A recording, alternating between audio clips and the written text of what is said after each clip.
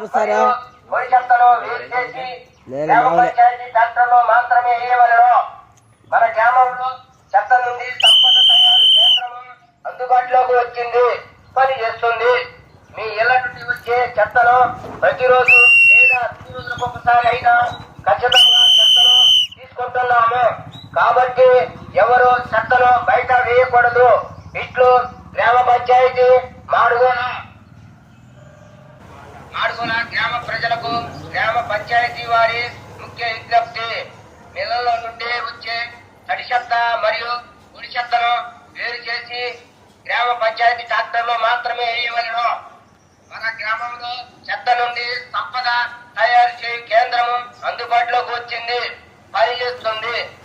మీ ఇళ్ల నుండి వచ్చే చెత్తను ప్రతిరోజు లేదా 2 రోజులకు ఒకసారి అయినా ఖచ్చితంగా చెత్తను తీసుకుంటున్నాము. కాబట్టి ఎవరు చెత్తను బయట వేయకూడదు. ఇట్లో గ్రామ పంచాయతీ మాడుగోల. మన గ్రామంలో చెత్త నుండి సంపద తయారు కేంద్రము అందుబాటులోకి వచ్చింది, పని చేస్తుంది. మీ ఇళ్ల నుండి వచ్చే చెత్తను ప్రతిరోజు లేదా 2 రోజులకు ఒకసారి అయినా ఖచ్చితంగా చెత్తను తీసుకుంటున్నాము.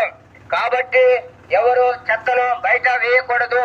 ఇట్లు గ్రామ పంచాయతీ మాడుగోల. గ్రామ ప్రజలకు గ్రామ పంచాయతీ వారి ముఖ్య విజ్ఞప్తి.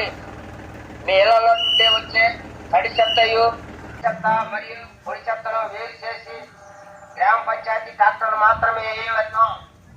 మన గ్రామంలో చెత్త నుండి సంపద తయారు కేంద్రం అందుబాటులోకి వచ్చింది, పనిచేస్తుంది. మీ ఇళ్ల నుండి వచ్చే చెత్తను ప్రతిరోజు లేదా ఒక్కొక్కసారి అయినా చెత్తను తీసుకుంటున్నాము. కాబట్టి ఎవరు చెత్తను బయట వేయకూడదు. ఇట్లో గ్రామ పంచాయతీ మాడుగోల. గ్రామ ప్రజలకు గ్రామ పంచాయతీ